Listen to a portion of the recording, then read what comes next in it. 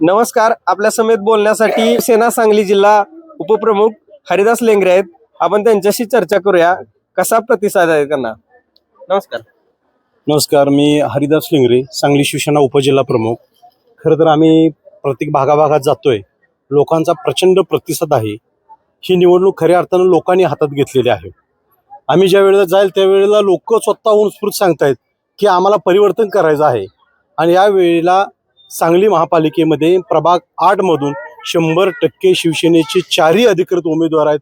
विनोद चौधरी आहेत, त्यांचं चिन्ह शिट्टी आहे. जिजाताई लेंगरे त्यांचं चिन्ह आहे धनुष्यबाण. नीता शिंदे आहेत, त्यांचं धनुष्यबाण आहे. आणि स्वप्नील औंधकर त्यांचं चिन्ह आहे धनुष्यबाण. 3 धनुष्यबाण आणि 1 शिट्टी.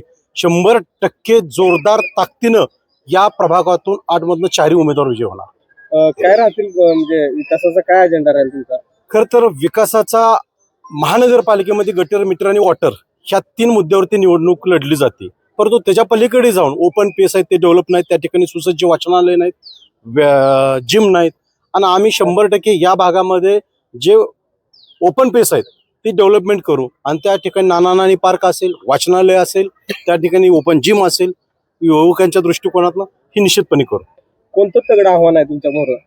मला वाटत नाही आता तगडं आव्हान राहिलेलं नाही, कारण ही निवडणूक जनतेने हातात घेतलेली आहे. त्याच्यामुळे आता आव्हान बिव्हान काय सुद्धा नाही, 100% विजय होणार आहे.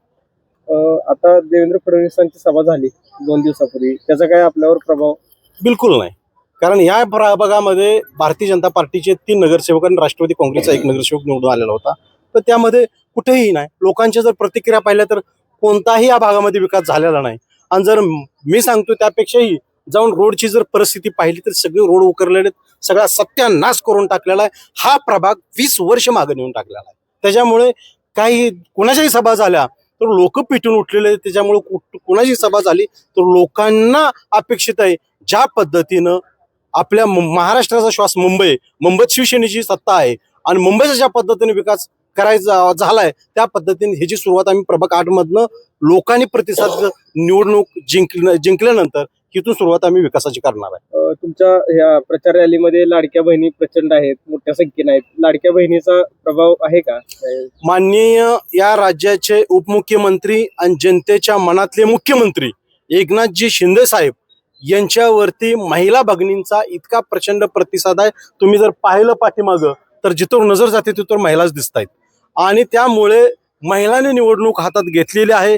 परवा सुद्धा आम्ही एक कार्यक्रम घेतलेला होता महिलांचा, जवळपास 3 ते 4 हजार महिला आलेल्या होत्या.